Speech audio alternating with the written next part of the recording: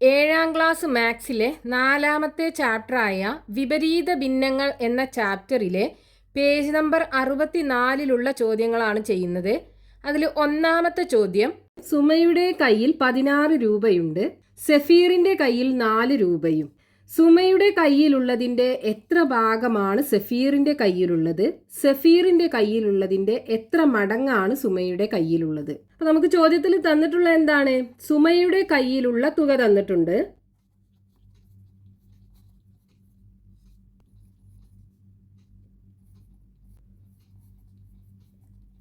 സുമയുടെ കയ്യിലുള്ള തുക equal to 16 രൂപയാണ് സുമയുടെ കയ്യിലുള്ളത്. ഇനി സഫീറിന്റെ കയ്യിലുള്ള തുക എത്രയാണ്? സഫീറിന്റെ കയ്യിലുള്ള തുക ഈക്വൽ ടു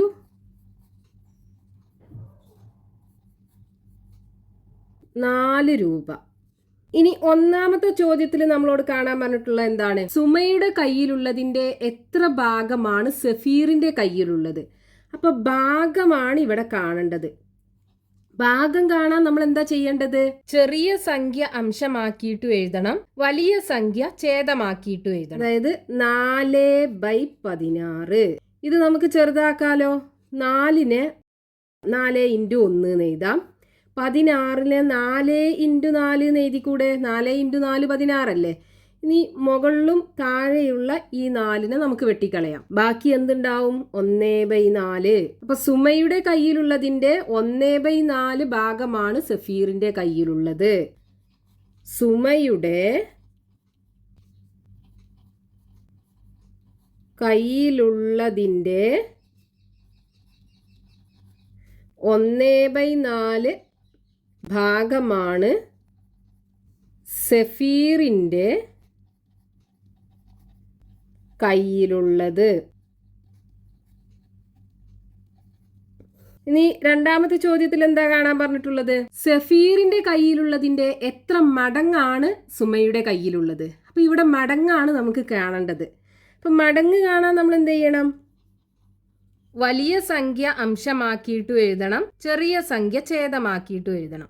അപ്പൊ ഇവിടെ വലിയ നമ്പർ 16 അല്ലേ? അപ്പൊ 16/4.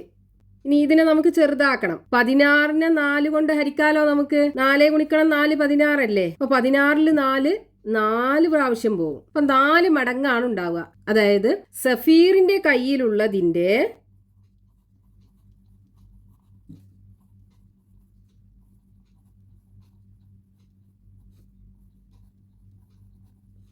4 മടങ്ങാണ് സുമയുടെ കയ്യിലുള്ളത്.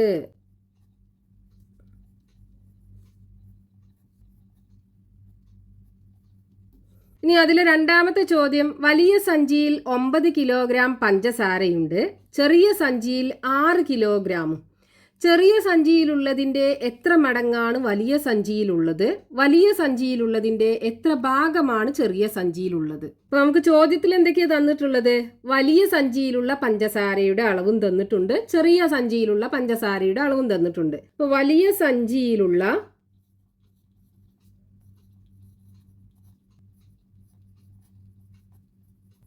പഞ്ചസാരയുടെ അളവ്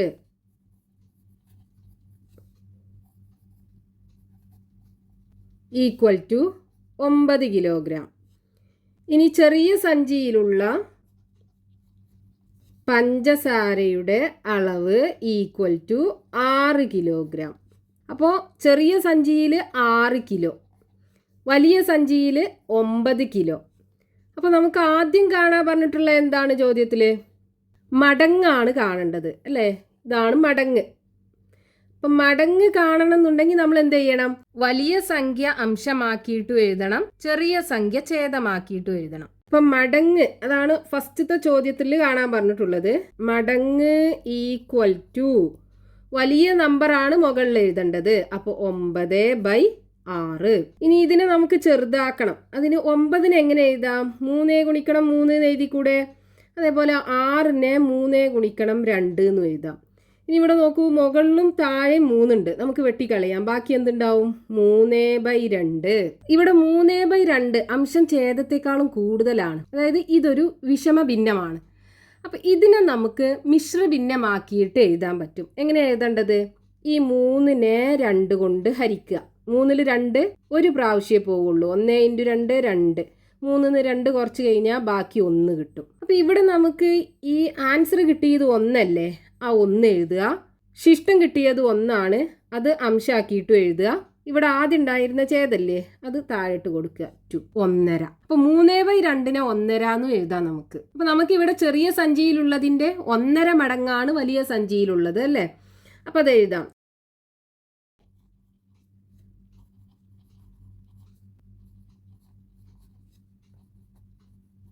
ചെറിയ സഞ്ചിയിലുള്ള പഞ്ചസാരയുടെ 1.5 മടങ്ങാണ് വലിയ സഞ്ചിയിലുള്ളത്.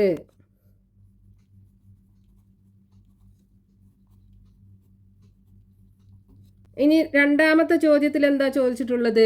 വലിയ സഞ്ചിയിലുള്ളതിന്റെ എത്ര ഭാഗമാണ് ചെറിയ സഞ്ചിയിലുള്ളത്? അപ്പൊ ഭാഗം കാണണമെന്നുണ്ടെങ്കിൽ നമ്മൾ എന്ത് ചെയ്യണം? ഇതാണ് ഭാഗം. ഭാഗം കാണണമെന്നുണ്ടെങ്കിൽ ചെറിയ സംഖ്യ അംശമാക്കിയിട്ടും എഴുതണം, വലിയ സംഖ്യ ഛേദമാക്കിയിട്ടും എഴുതണം. അതായത് ഭാഗം ഈക്വൽ ടു, ഇവിടെ ചെറിയ നമ്പർ ഏതാ? 6 അല്ലേ? അപ്പൊ 6 വലിയ നമ്പർ 9. ഇതിനി നമുക്ക് ചെറുതാക്കണം.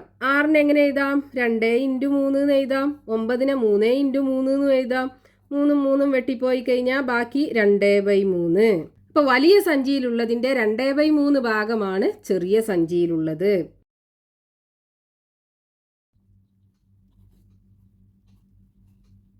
വലിയ സഞ്ചിയിലുള്ള പഞ്ചസാരയുടെ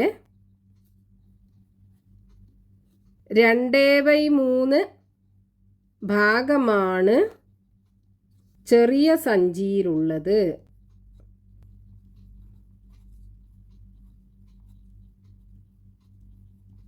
ഇനി മൂന്നാമത്തെ ചോദ്യം. ഒരു ഇരുമ്പ് കട്ടയുടെ ഭാരം 6 കിലോഗ്രാം, മറ്റൊരു കട്ടയുടെ ഭാരം 26 കിലോഗ്രാം.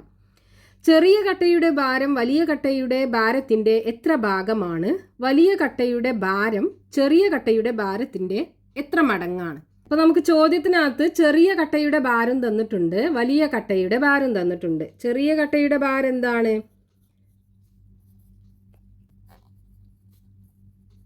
ചെറിയ കട്ടയുടെ ഭാരം ഈക്വൽ ടു 6 കിലോഗ്രാം.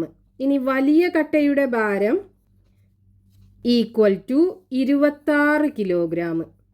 അതായത് ഒരു ചെറിയ കട്ട 6 കിലോഗ്രാം ഭാരമുള്ള ഒരു ചെറിയ കട്ടയുണ്ട്, 26 കിലോഗ്രാം ഭാരമുള്ള ഒരു വലിയ കട്ടയുമുണ്ട്.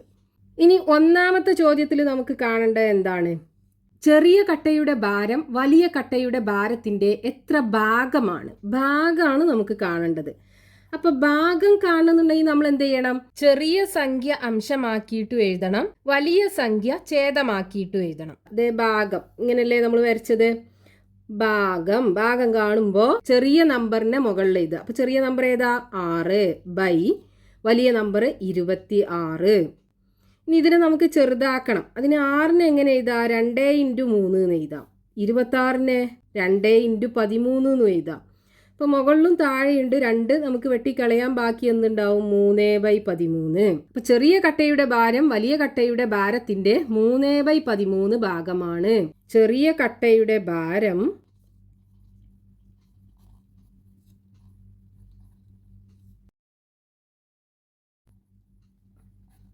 വലിയ കട്ടയുടെ ഭാരത്തിന്റെ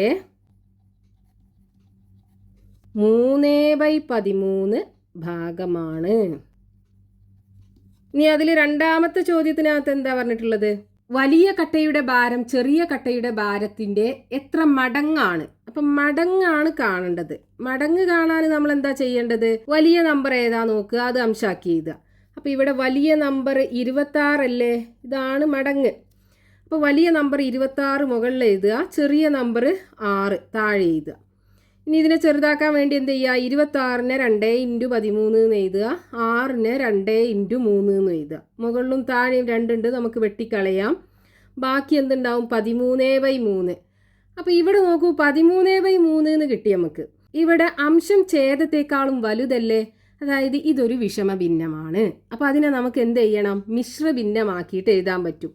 അപ്പം അതിന് ചെയ്യേണ്ടത് എന്താണ്? 13നെ 3 കൊണ്ട് ഹരിക്കുക. 13ൽ 3 4 വട്ടം പോവും. 4 × 3 12. 13ന്ന് 12 പോയി കഴിഞ്ഞാൽ ബാക്കി 1. അപ്പോൾ ഇവിടെ നമുക്ക് കിട്ടിയ ഉത്തരം 4 അല്ലേ? അത് ഇവിടെ എഴുതുക.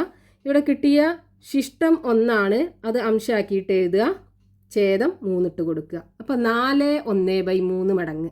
അതായത് വലിയ കട്ടയുടെ ഭാരം ചെറിയ കട്ടയുടെ ഭാരത്തിൻ്റെ 4 1/3 മടങ്ങാണ്. വലിയ കട്ടയുടെ ഭാരം ചെറിയ കട്ടയുടെ ഭാരത്തിൻ്റെ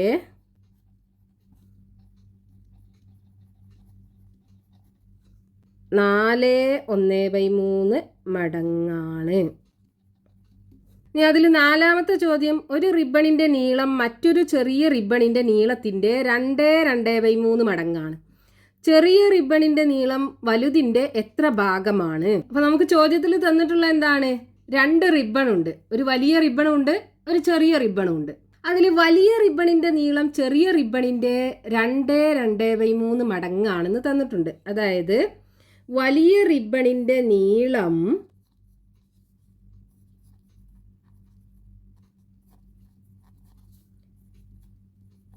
ഈക്വൽ ടു ചെറിയ റിബണിൻ്റെ 2 2/3 മടങ്ങാണ്. ഇങ്ങനെയാണ് നമുക്ക് ചോദ്യത്തിൽ തന്നിട്ടുള്ളത്. ഇനി നമുക്ക് കാണേണ്ടത് എന്താണ്? വലിയ റിബണിന്റെ എത്ര ഭാഗമാണ് ചെറിയ റിബണിന്റെ നീളം. അപ്പൊ ഇവിടെ നമുക്ക് മടങ്ങായിട്ടാ തന്നിട്ടുള്ളത്. മടങ്ങ് കാണുമ്പോൾ നമ്മൾ എന്ത് ചെയ്യണം? വലിയ നമ്പർ ബൈ ചെറിയ നമ്പർ അല്ലേ എഴുതുക. ഭാഗം കാണുമ്പോഴോ ചെറിയ നമ്പർ ബൈ വലിയ നമ്പറും. അതായത് ഇവിടെ തന്നിട്ടുള്ളത് വലിയ റിബണിന്റെ നീളം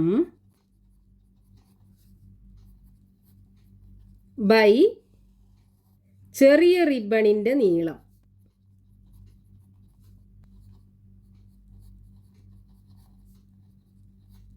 ഇതാണ് നമുക്ക് ചോദ്യത്തിൽ തന്നിട്ടുള്ളത്. എത്രയാണ്? 2 2/3. ഇവിടെ ഈ 2 2/3 ഒരു മിശ്ര ഭിന്നത്തിലാണ് തന്നിട്ടുള്ളത്. ഇതിനെ നമുക്ക് എന്ത് ചെയ്യണം? വിഷമ ഭിന്നത്തിക്ക് മാറ്റണം. അതിനെന്ത് ചെയ്യുക? ഈ 2ഉം 3ഉം കൂടെ ആദ്യം ഗുണിക്കുക. 2 × 3 6. എന്നിട്ട് അതിക്ക് ഈ മുകളിലുള്ള നമ്പർ കൂട്ടുക.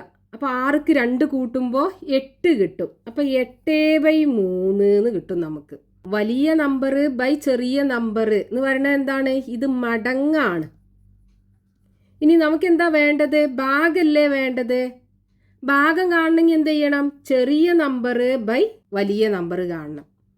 അപ്പോൾ വലിയ നമ്പർ ബൈ ചെറിയ നമ്പർ 8/3 അപ്പോൾ ചെറിയ നമ്പർ ബൈ വലിയ നമ്പർ കാണാൻ എന്ത് ചെയ്യുക? ഇതിന് നേരെ തിരിച്ചിട്ടാൽ പോരെ. ഇതിനെ നേരെ തിരിച്ചിടുകയാണ്. അപ്പോൾ ഇതിനും തിരിച്ചിടുക. അതായത് ചെറിയ റിബണിൻ്റെ നീളം ബൈ വലിയ റിബണിൻ്റെ നീളം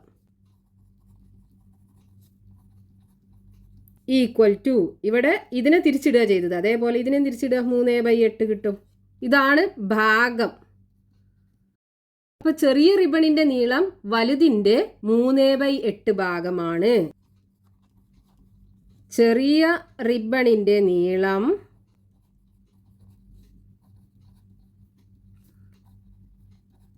വലിയ റിബണിന്റെ 3/8 ഭാഗമാണ്.